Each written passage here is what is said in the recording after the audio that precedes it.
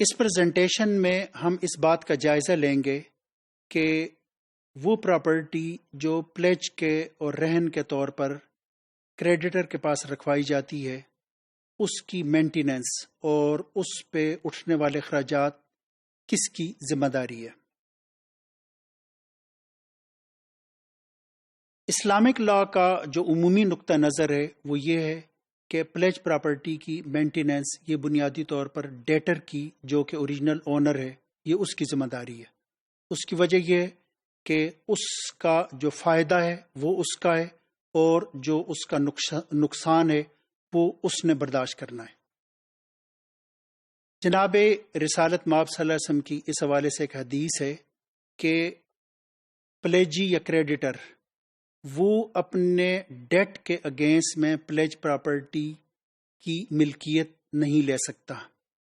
یعنی ایسا نہیں ہے کہ وہ اس کا مالک بن جائے۔ اس پراپرٹی کا جو بینیفٹ ہے، جو منافع ہیں، اور اس پراپرٹی کے جو لاس ہے، وہ سارے کے سارے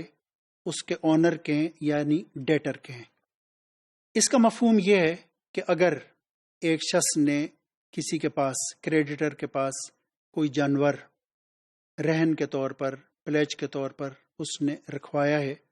تو اس صورت میں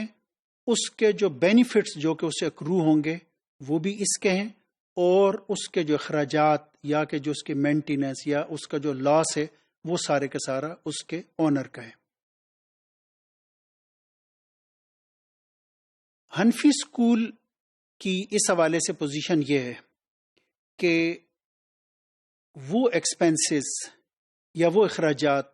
کہ جن کا تعلق ایگزسٹنس کے ساتھ ہے، اس کی امپروومنٹ کے ساتھ ہے، وہ سارے کے سارے اخراجات پلیجر کو، ڈیٹر کو جو کہ اس کا اصل مالک ہے، اسے برداشت کرنے ہوں گے۔ لیکن جہاں تک اس کی سیف کیپنگ کا تعلق ہے کہ آپ نے کوئی چیز اسے دی ہے اور اس نے وہ چیز کسی جگہ رکھنی ہے، اس کے لیے اس نے کوئی گودام ہائر کرنا ہے یا کوئی اور اس طرح کی اس کی جو ضرورت ہے، اس حوالے سے جو سیف کیپنگ پہ جو اخراجات ہوں گے وہ پلیجی کی، کریڈیٹر کی ذمہ داری ہے۔ اس کی وجہ یہ ہے کہ اس کا مطالبہ کریڈیٹر اور پلیجی نے کیا تھا، تو لہٰذا اس چیز کی جو حفاظت ہے، اس کی جو نگہداشت ہے، اس کے اخراجات وہ پلیجی یا کریڈیٹر ہی کو ادا کرنے ہوں گے۔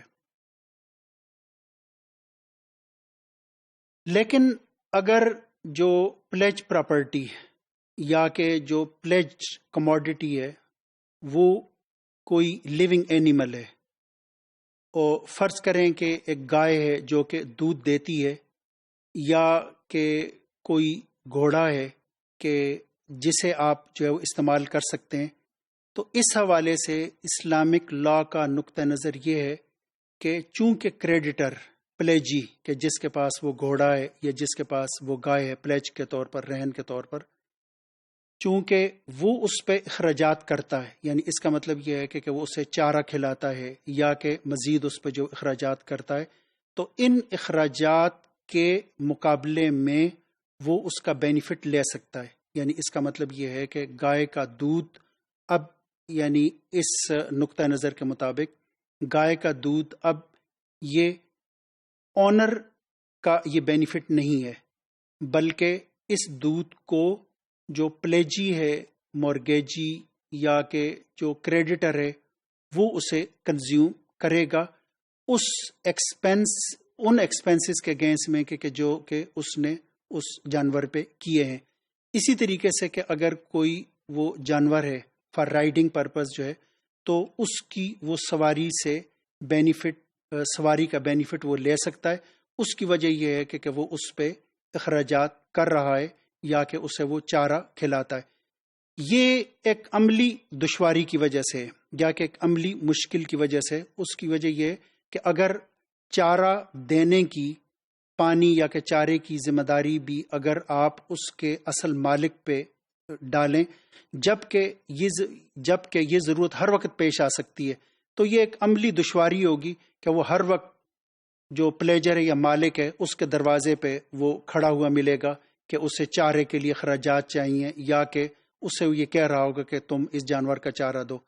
تو حدیث کی روح سے اس بات کی اجازت دی گئی ہے کہ اگر ایک شخص ایک پلیج پراپرٹی پہ، اور وہ پلیج پراپرٹی ایک جانور ہے، دودھ دینے والا جانور ہے، تو جو کریڈیٹر ہے وہ ان اخراجات کے عوض میں کہ جو کہ اس جانور پہ وہ کر رہا ہے، ان اخراجات کے عوض میں وہ اس جانور پہ سواری بھی کر سکتا ہے، اور اسی طریقے سے اگر وہ دودھ دینے والا جانور ہے تو اس کے دودھ سے بھی استفادہ کر سکتا ہے.